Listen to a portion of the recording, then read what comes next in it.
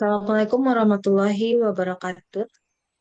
Selamat siang dan salam sejahtera untuk kita semua mahasiswa peserta PPG Prajabatan Gelombang 2, Pendidikan Sosiologi, terutama di Universitas Negeri Padang, Rombel 2. Nah, pada kesempatan kali ini saya akan melakukan pameran perayaan mata kuliah pemahaman peserta didik yang telah saya lakukan di SMA Negeri 5 Padang selama masa PPL 1 kemarin. Nah, pada kegiatan pembelajaran di SMA Negeri 5 Padang tersebut, pada masa observasi saya menemui beberapa masalah, di antaranya pertama, masih kurangnya kompetensi peserta didik di dalam berargumentasi saat proses pembelajaran yang sedang dilakukan di kelas. Kemudian masih adanya keterbatasan di dalam menggunakan media pembelajaran di dalam kelas pada mata pembelajaran sosiologi. Nah, untuk masalah ketiga yaitu tingkat kemalasan dalam mengerjakan tugas secara individual yang sangat nyata terpampang di dalam kondisi kelas fase E 4 di SMA Negeri 5 Padang. Nah, dari permasalahan-permasalahan di atas, saya menawarkan solusi yang pertama, penggunaan model pembelajaran problem-based learning. Kemudian pemberian poin pada kegiatan pembelajaran dengan pemberian poin ini seperti penggunaan stick note, begitupun dengan pemberian nilai dan hal lainnya yang saya lakukan di kelas tersebut. Kemudian solusi yang ketiga, penggunaan media pembelajaran berbasis teknologi yang dengan memanfaatkan laptop yang sudah tersedia, kemudian juga proyektor, speaker, dan berbagainya di dalam kelas sehingga pembelajaran tersebut tidak membosankan bagi peserta didik.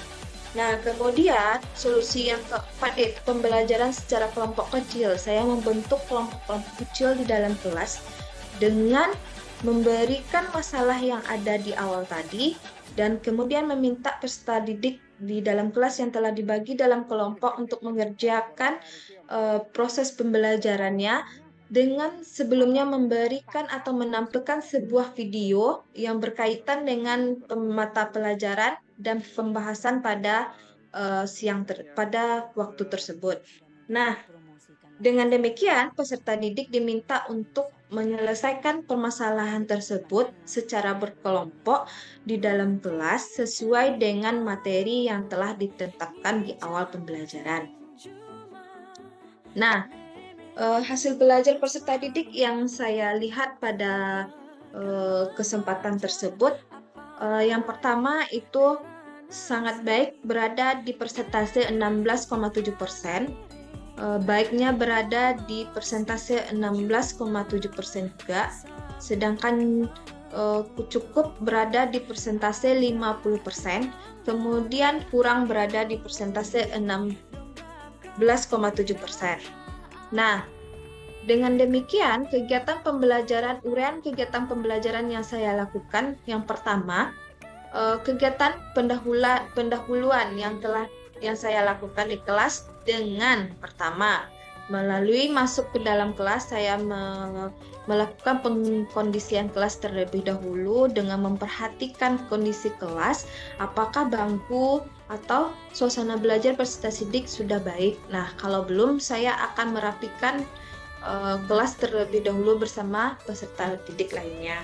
Nah, setelah melakukan pengkondisian kelas tersebut, kemudian saya melakukan pengambilan absen, kemudian menyapa semua peserta didik di dalam kelas sembari memberikan motivasi pada hari tersebut kepada peserta didik, baik peserta didik yang sudah mulai kendor konsentrasinya maupun peserta didik yang masih dalam kondisi prima untuk mengikuti pembelajaran di kelas.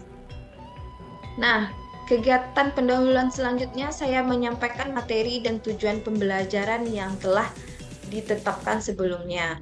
Nah, kemudian melakukan pembagian kelompok kecil di dalam kelas guna bisa menerapkan pembelajaran problem-based learning. Nah, selanjutnya kegiatan inti. Pada kegiatan inti, pada kegiatan orientasi, saya akan melakukan tahapan-tahapan pertama penayangan video yang telah saya siapkan sebelumnya di modul ajar. Video ini berkaitan dengan materi yang telah disiapkan pada hari tersebut yang bersangkutan dengan materi sosiologi, yaitu tentang materi ragam gejala sosial pada masyarakat multikultural. Nah, setelah penayangan video, saya akan menyuruh peserta didik untuk melakukan pengamatan terhadap situasi kelas dan juga video yang telah saya sampaikan atau saya pertontonkan di depan. Nah, untuk kegiatan mengorganisasikan, peserta didik mengumpulkan setiap data yang telah didapatkan dari video tersebut. Nah, kegiatan ini dilakukan secara berkelompok. Kemudian untuk membimbing penyelidikan, peserta didik melakukan kegiatan kelompok dan saya memantau kegiatan peserta didik dalam mengumpulkan data-data yang telah didapatkannya selama proses pembelajaran.